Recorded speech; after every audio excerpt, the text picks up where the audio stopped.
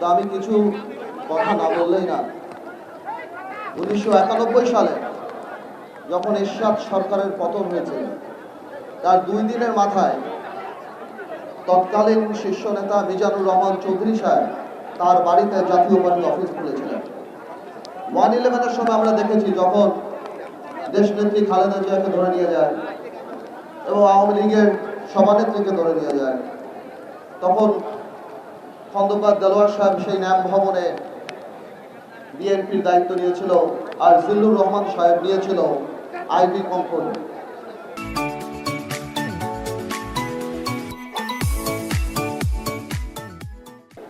আজকে একবার কল্পনা করে দেখুন, আজকে 35 দিন আওয়ামী লীগ নাই, একটা মুরগির খোপ তারা পায় নাই যেখানে দাঁড়ায় তারা বলবে যে আমরা আওয়ামী লীগ চালাবো। এবার চিন্তা করেন, এটা হার না, এটা পতন, এটা আল্লাহর তরফ থেকে আসছে। আমার এখানে অনেক ভাইদের বক্তব্য আমি শুনলাম, তারা বলছেন যে আমরা বিচার চাই। ভাইয়েরা আমার, আমি বলবো বিচার শুধু আরম্ভ হয়েছে ইনশাআল্লাহ। এই বিচার এমন ভাবে হবে যে বাংলাদেশে আওয়ামী লীগকে সবাই মীর জাফর লীগ হিসাবে জানবে আগামী 100 বছরে। আওয়ামী লীগ একটা রাজনৈতিক দলের অস্তিত্ব হারিয়ে ফেলেছে। এই আওয়ামী লীগের 71 সালে যে অবস্থান ছিল, আজকে আওয়ামী লীগ যে ক্যারেক্টার, যে চারিত্রিক বৈশিষ্ট্য চলে আসছে, আওয়ামী লীগ কোনো মানুষের দল হতে পারে না। আজকে ভাইয়েরা বোনেরা, আজকে আপনারা এই ছাত্র বৈষম্য আন্দোলনে ছাত্র জনতার যে আন্দোলন দেখছেন, এই আন্দোলন 17 বছর মানুষের পুঞ্জীবিত ক্ষোভ। এই আন্দোলন এমন এক পিতার আন্দোলন যে লজ্জায় তার পরিবারের সাথে ভাত খেতে বসে নাই, কারণ সে বাজার করতে পারে না। এই আন্দোলন সেই আন্দোলন যারা শেয়ার মার্কেটের সর্বস্ব হারিয়ে সুইসাইড করেছে, আত্মহত্যা করেছে। এই আন্দোলন সেই আন্দোলন যখন মানুষ বাজারে যাওয়া বন্ধ করে দিয়েছে, বলতো বাজারে গেলে আমরা লজ্জা পাই।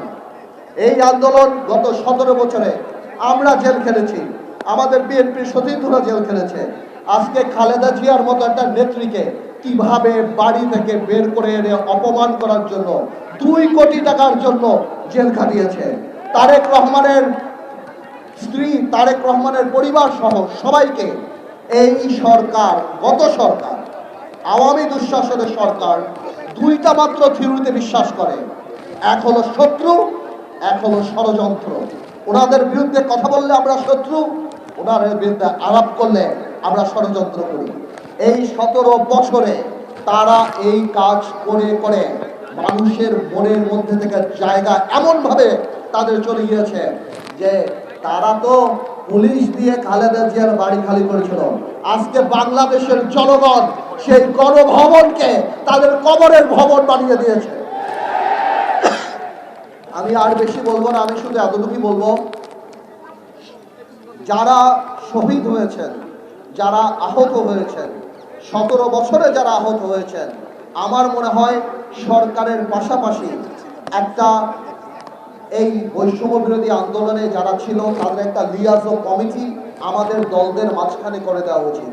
মাঝখানে আমরা অনেককে সাহায্য করতে চাই, কিন্তু আমরা পারি না, আমরা পাই না, আমরা যোগাযোগ ব্যবস্থা স্থাপন করতে পারি না। আমি মনে করব নিবন্ধিত রাজনৈতিক দল বা যারা কিংবা এই স্বৈর শাসনের ফাঁদে পা নিয়ে দালালির খাতায় নাম লিখে নেই, এই গণতান্ত্রিক আন্দোলনে জনগণের সাথে ছিল, আমি অনুরোধ করব, আমি আপনাদেরকে আশ্বাস দিচ্ছি, আমি বলে যাচ্ছি ইনশাল্লাহ আমরা সবাই মিলে যদি লিয়াজা কমিটি করি, আমরা এই প্রাইভেট সেক্টর থেকে ওনাদের যথেষ্ট যেই ক্ষতি ওনাদের হয়েছে ওইটা তো আমরা পোষণ করতে পারবো না। কিন্তু আমি সবসময় বলি, ইমোশন তো ভালো, তবে পুনর্বাসন ইমোশনের চেয়ে বেশি ভালো।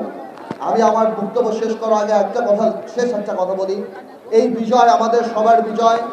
আমরা জানি কোনো কারণেই এই শহীদদের আর যারা আত্মত্যাগ করেছে তাদের রক্তের সাথে বেইমানি না করি। সামনের বাংলাদেশে আমরা জানি আল্লাহকে ভয় পাই, ক্ষমতাকে দায়িত্ব হিসেবে দেখি এবং এই রক্তের যথাযথ সম্মান দিতে পারি। আল্লাহ হাফেজ, আপনারা সবাই ভালো থাকবেন।